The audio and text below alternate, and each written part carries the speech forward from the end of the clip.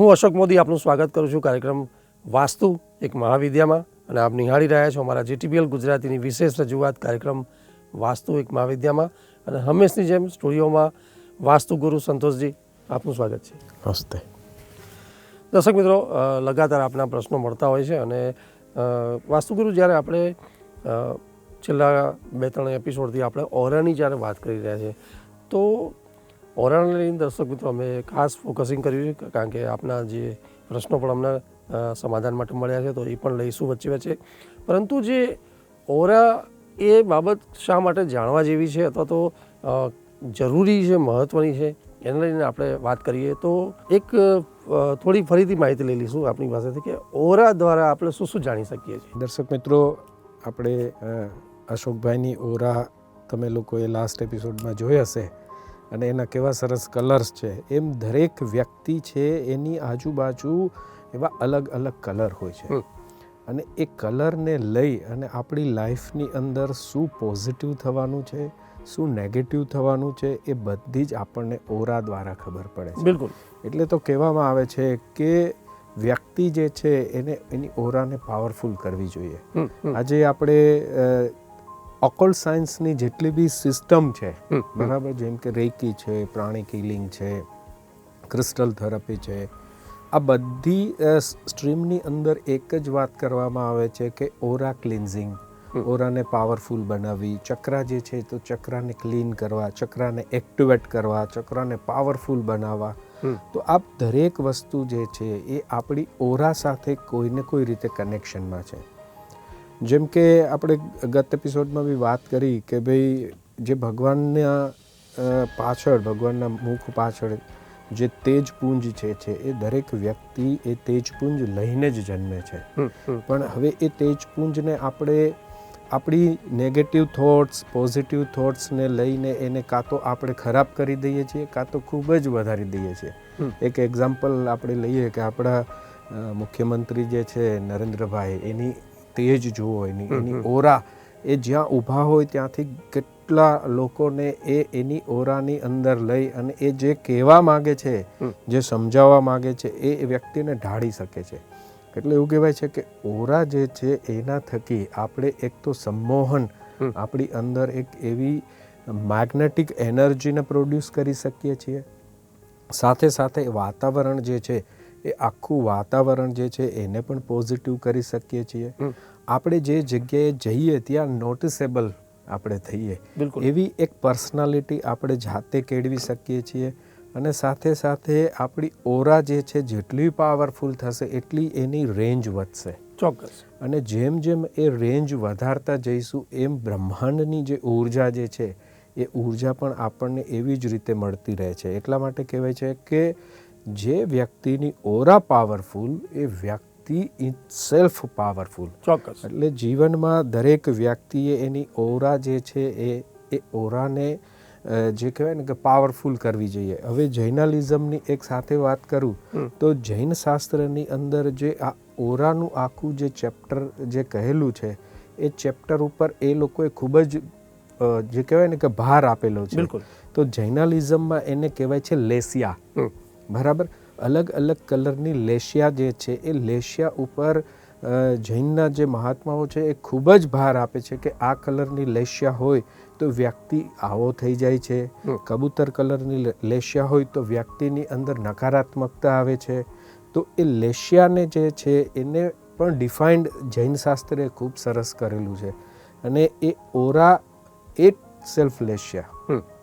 એટલા માટે દરેક શાસ્ત્રની અંદર ઓરાનું ખૂબ જ ઇમ્પોર્ટન્સ છે. જ્યાં આપણને પ્રકાશ, એટલે કે જેમ સૂર્યનો પ્રકાશ આપણી ઉપર પડે એમ આપણી ઓરા જે છે એમાં જે કહેવાય ને કે ક્લિયરિટી આવે છે, એક પાવરફુલ થાય છે. જેમાં જ્યારે આપણે ડીપમાં હજી ઓરા જોઈશું તો ઓરાની અંદર બ્લેક કલરના ધબ્બા પડી જાય છે, બરાબર. જે શરીરમાં રોગ હોય આપણો, બરાબર, જે પોર્શનની અંદર, ત્યાંની જે આઉટર ઓરા જે છે એ ઓરા જે છે એ ધીરે ધીરે બ્રેક થાય છે, અને ત્યાં અમુક પાર્ટિકલ્સ બ્લેક કલરના જોવા મળે છે, જેને આપણે કહેવાય કે ભાઈ આની લાઈફની અંદર નિયર ફ્યુચરમાં કોઈ મોટો રોગ આવવાનો. એટલા માટે આપણે ઓરાને ડે બાય ડે એને ક્લીન કરતી રહેવી જોઈએ, બરાબર.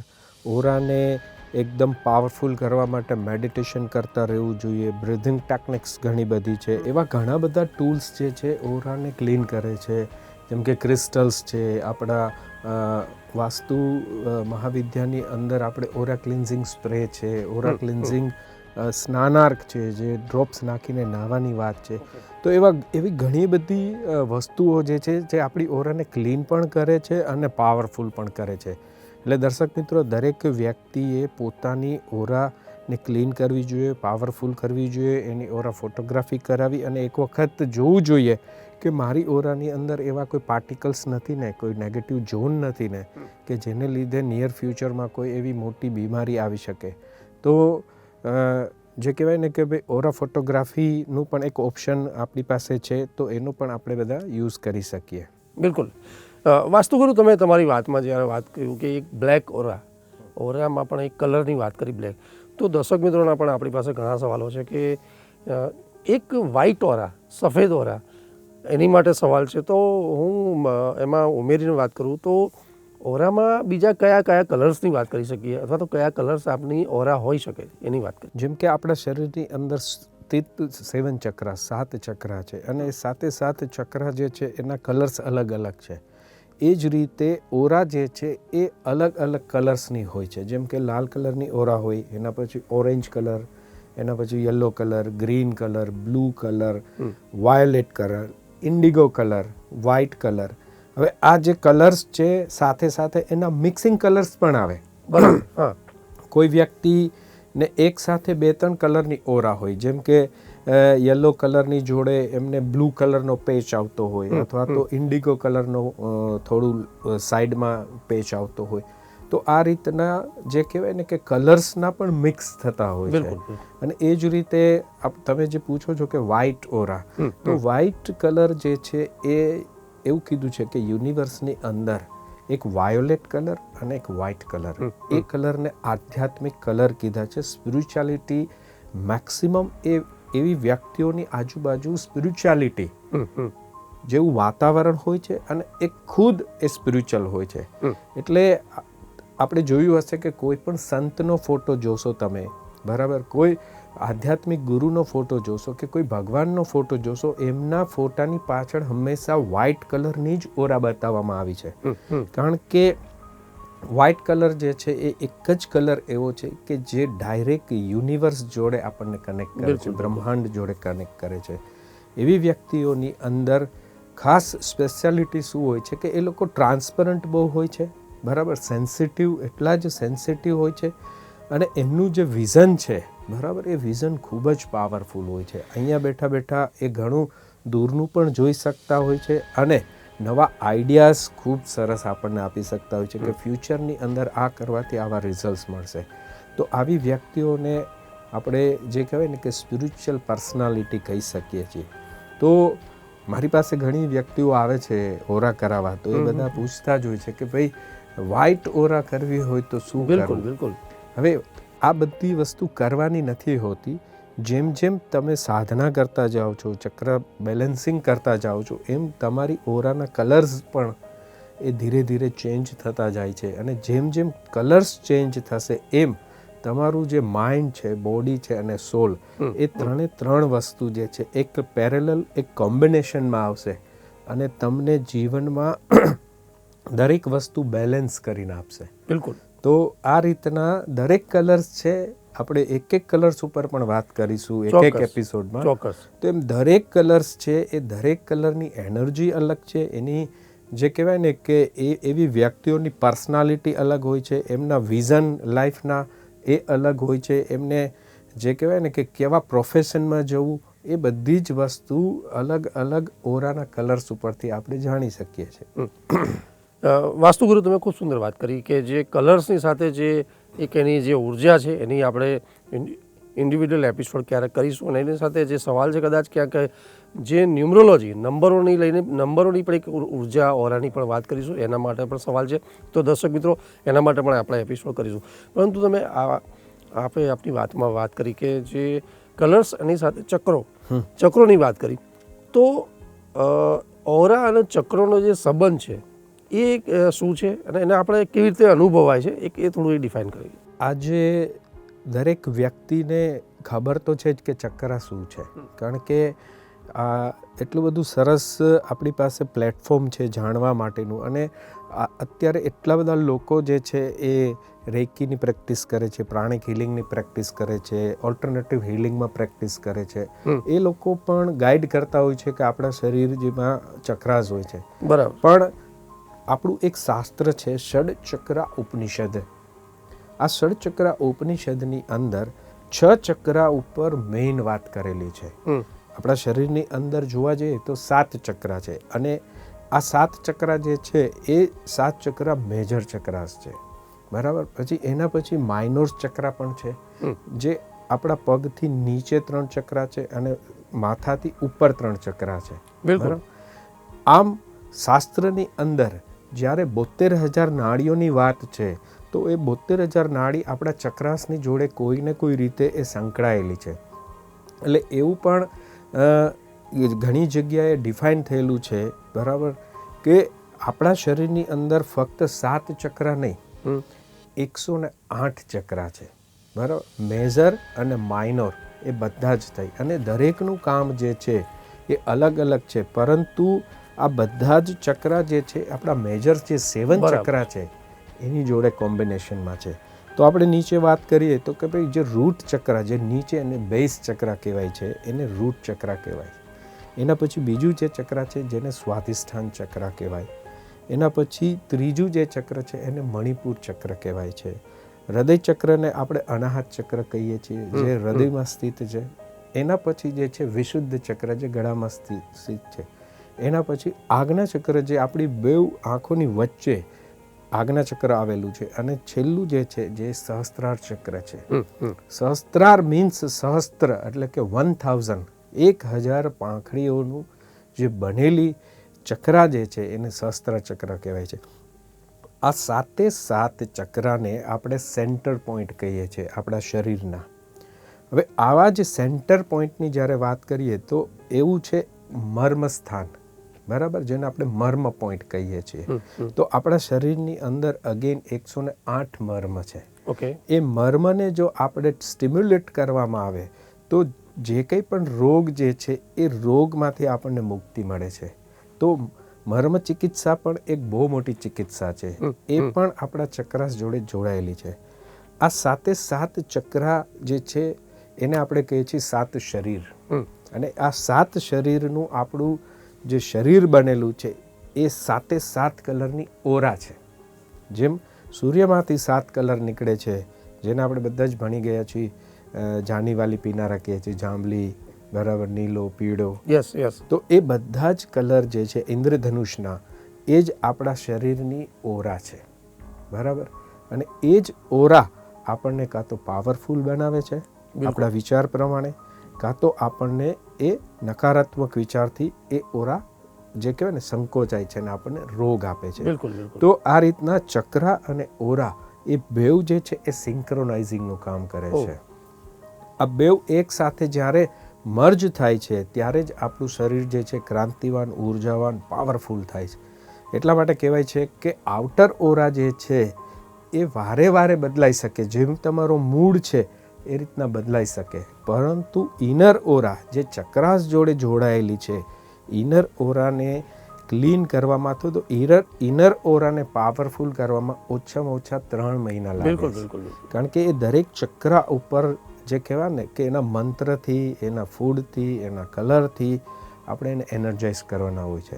તો એ ઓરા અને ચક્રાસ એ બેવનું કોમ્બિનેશન છે. એટલા માટે જ જેટલી પણ ઓલ્ટરનેટિવ હિલિંગ સિસ્ટમ છે એ દરેક સિસ્ટમ ચક્રાસ ઉપર વધારે ધ્યાન આપે છે, એના બેલેન્સિંગ ઉપર વધારે ધ્યાન આપે છે, કે જેને લઈને નિયર ફ્યુચરમાં જે કંઈ પણ હેલ્થના ઇશ્યુઝ થવાના છે એ હેલ્થના ઇશ્યુઝ ના થાય. બિલકુલ. પરંતુ આ ખબર કઈ રીતના પડે ઓકે કે ભાઈ તમારું ચક્ર કેટલું ડેમેજ છે, તમારી ઓરા કેટલી પાવરફુલ છે? અગેન ઓરા ફોટોગ્રાફીની વાત છે. વાહ. કે એ ઓરા ફોટોગ્રાફી કરીએ તો આપણને ખબર પડે કે આ રૂટ ચક્ર છે, એમાં આટલા % એનર્જી છે, બરાબર, સ્વાધિષ્ઠાનમાં આટલી છે, તો એ પ્રમાણે એ ચક્રાને જો એનર્જાઇઝ કરવામાં આવે તો એના રિલેટેડ જે ઓરા છે શરીરની એ પાવરફુલ થાય અને એ વ્યક્તિ પણ પાવરફુલ થાય છે. બિલકુલ. વાસ્તુગુરુ, તમે ખૂબ સુંદર વાત કરી કે જે ચક્રાસ અને એની સાથે જે ઓરા અનુભવવાની બાબત છે અને ઓરા અને ચક્રાસનો જે સંબંધ છે અને અનુભવવાની બાબત છે એને તમે ખૂબ સારી રીતે એક્સપ્લેન કર્યું. આઈ થિંક દર્શક મિત્રોને ચોક્કસ ખબર પડી ગઈ હશે. દર્શક મિત્રો, અમારું જે ફોકસ છે આજે છેલ્લા ઘણા બે ત્રણ એપિસોડથી કે જે ઓરાને આપણે જે જાણવાની બાબત છે એને અનુભવવાની બાબત છે એને લઈને આજે પ્રયત્ન છે કે એ વધુને વધુ આપ સારી રીતે એને સમજી લો અને એનો શ્રેષ્ઠ ફાયદો લઈ શકો. એની સાથે કેટલાક એમના દર્શક મિત્રોના સવાલ પણ છે કે ભાઈ कुछ लोग नहीं बोलते फिर भी बहुत कुछ बोल जाते हैं, तो ક્યાંક બાબત એ છે કે સામેના વ્યક્તિને અથવા તો સામેનો એક વર્ગ લોકોનો સમૂહ છે એમાં ઓછું બોલવાથી અથવા તો નહીં બોલવીને એમને એટ્રેક્ટ કરવાની બાબત છે. તો એ કેવી રીતે કરી શકાય? ઓરામાં એ કઈ બાબતો છે કે આપણે એવી કેવી ઉર્જા કે આપણે ઓછું બોલી અથવા તો નહીં બોલીને સામેના વ્યક્તિને એટ્રેક્ટ કરી શકાય? તો એ ઓરાની વાત કરીએ.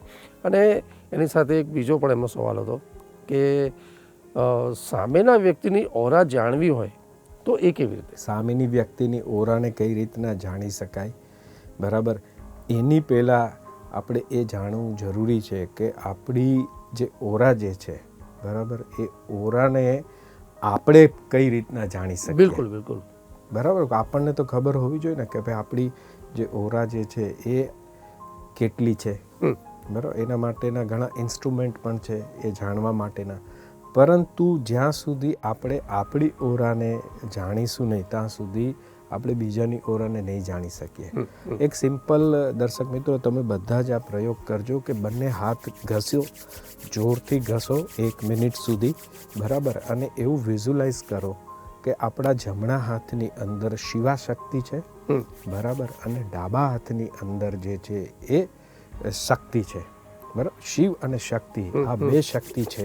અને પછી આ તમે બધા અત્યારે આ પ્રયોગ કરી જ શકો સાથે સાથે કે આ ઘસી અને પછી જો એને આ રીતના તમે સેન્સ કરશો તો તમને ખબર પડશે કે આ બે હાથની વચ્ચે એક મેગ્નેટિક ફિલ્ડ ક્રિએટ થાય છે. આ જે મેગ્નેટિક ફિલ્ડ જે છે એ જ ઓરા છે. ઓકે, બરાબર, જેને ઇલેક્ટ્રોમેગ્નેટિક ફિલ્ડ તરીકે. હવે જેટલું તમે આ રીતના કરતા જશો, જ્યાં સુધી તમને એનો અનુભવ થાય ત્યાં સુધી ખબર પડશે કે ભાઈ મારી ઓરા જે છે એ કેટલી પાવરફુલ છે, બરાબર. ઓટોમેટિક તમને અનુભવ થશે જ. દરેક વ્યક્તિ આ પ્રયોગ કરીને જોવે. હવે જે વ્યક્તિની ઓરા આટલી જ સેન્સ થતી હોય એમને જરૂર છે કે ઓરા ક્લિન્ઝિંગ કરવાની. બિલકુલ. આ હાથ ઓટોમેટિક જે કહેવાય ને એ એકબીજાથી દૂર જશે. આમ નજીક આ રીતના કરીશું તો. અને જે લોકોની ઓરા આટલી બધી જાય છે તો એ લોકોએ સમજવાનું કે એની ઓરા જે છે એ પાવરફુલ છે, બરાબર. એ જ રીતે જ્યારે કોઈ વ્યક્તિની નજીક આપણે જઈએ છીએ, બરાબર, તો એની ઓરામાં જેવા આવીએ છીએ તો આપણા વિચારો જે છે એ ચેન્જ થવા માંડે છે. 100%. બરાબર. કે ઘણી વખત આપણને એમ થાય છે કે ભાઈ આ વ્યક્તિથી આપણે જલ્દી દૂર જતા રહીએ. ધેટ મીન્સ કે આપણી ઓરા અને એમની ઓરા મેચ નથી થતી. એ જ રીતના કોઈ જગ્યાની અંદર જઈએ, કોઈ ઘરની અંદર જઈએ, વાસ્તુમાં આવા ઘણા બધા અનુભવ થયેલા છે કે કોઈ જગ્યામાં જઈએ તો આપણને એમ થાય છે કે ચલો આ જગ્યામાં મજા નથી આવતી, જલ્દી જતા રહીએ. આ અનુભવ તમને લોકોને બી થયા હશે, બરાબર. કોઈ જમીન ઉપર ઊભા રહીએ અને આંખ બંધ કરીને જોઈએ તો આપણને ત્યાંના વાઇબ્રેશન્સ ફીલ થાય છે, ત્યાંની ઓરા ફીલ થાય છે અને ખબર પડે છે કે આ જગ્યા જે છે એ પોઝિટિવ એનર્જી આપે છે કે નેગેટિવ એનર્જી આપે છે. બિલકુલ બિલકુલ, બરાબર. તો આ રીતના આપણે આપણી ઓરાને જાણવી જોઈએ. અને એ જ રીતના પછી દરેક બીજી વ્યક્તિ, સામેની વ્યક્તિ, એની ટેકનિક્સ ઘણી બધી છે અશોકભાઈ. સામેની વ્યક્તિની ઓરા જોવી હોય ને તો એ ટેકનિક્સ અમે અમારા વર્કશોપની અંદર શીખવાડીએ છીએ કે સામેની વ્યક્તિને કયા પોર્શન ઉપર જોવાથી એમની શરીરની આજુબાજુ એક સિલ્વર કલરની લાઇન્સ દેખાવા માંડે છે, બરાબર. તો એ થોડું સાધનાનો વિષય છે, એ ટેકનિકલી સમજવાનો વિષય છે. તો આ જે છે ને એ અમારા વર્કશોપમાં શીખવાડીએ છીએ. જે લોકોને ઇન્ટરેસ્ટ હોય આ સબ્જેક્ટમાં આગળ વધવાની તો એ લોકો પણ અમારા વર્કશોપને જોઈન્ટ કરી શકે છે. તો આવી તો અશોકભાઈ ઘણું બધું બિલકુલ ડીપ છે. તો દરેક વ્યક્તિએ પોતાની ઓરા સેન્સ કરવા માટે આ એક્સરસાઇઝ રોજ કરવાની છે, બરાબર. અને જે લોકોની ઓરાનું સ્પાન વધતો નથી એમને એવું કરવાનું છે કે 3 દિવસ સુધી કન્ટિન્યુઅસ એક ડોલ પાણીની ભરવાની અને એક ચપટી મીઠું, બરાબર. દરિયાઈ મીઠું હોય તો ખૂબ સારું, બરાબર. આખું મીઠું જે આપણને કહે છે એને એમાં જે કહેવાય ને કે નાખી અને પછી એનાથી નાહી લેવાનું છે. એટલે કે જે બી પાર્ટિકલ્સ નેગેટિવ હશે એ ક્લીન થશે અને ઓરા ધીરે ધીરે પાવરફુલ થશે. તો આ ટેકનિકનો યુઝ કરવાથી આપણને ખબર પડશે કે આપણી આજુબાજુ કેવી ઓરા છે. વાસ્તુગુરુ, આપનો ખરેખર વિશેષ આભાર કે આજે ઓરાને લઈને જે આપણે એપિસોડ કરી રહ્યા છીએ એમાં આજના એપિસોડમાં ખૂબ જ સારી એવી તમે માહિતી પ્રદાન કરી અને દર્શક મિત્રોના આપણે કેટલાક સવાલો લીધા છે. દર્શક મિત્રો, ઘણા બધા સવાલો હજી આપણે લેવાના તમારા જે અમને મળ્યા છે લેવાના રહી ગયા છે, પરંતુ આવતા એપિસોડમાં અમે વચ્ચે વચ્ચે સામેલ કરીશું અને એનું સમાધાન પણ લઈશું આપણે વાસ્તુગુરુ સાથે. પરંતુ જે ઓરાને લઈને જે આજે ચર્ચા હતી કે ભાઈ ઓરા જાણવી કેટલી જરૂરી છે અથવા તો ઓરામાં જે જાણવા જેવી બાબતો એને લઈને આપણે ચર્ચા કરી રહ્યા છીએ. તો દર્શક મિત્રો, આગળના એપિસોડમાં અત્યારે તો સમય ઓછો છે, પરંતુ આવતા એપિસોડમાં આપણે કલર, કપડાં, એસ્ટ્રોલોજી, એના જે રત્નો યંત્રો છે, વાસ્તુ સાથે શું સંબંધ છે, આ બધી બાબતો લઈને જે ટૉપિક કરવા છે અથવા તો આપણા જે સવાલો મળ્યા છે એને લઈને ચોક્કસપણે ચર્ચા કરીશું વિસ્તારથી અને એનું માર્ગદર્શન પણ લઈશું. અત્યારે રજા આપશો. નમસ્કાર. નમસ્તે.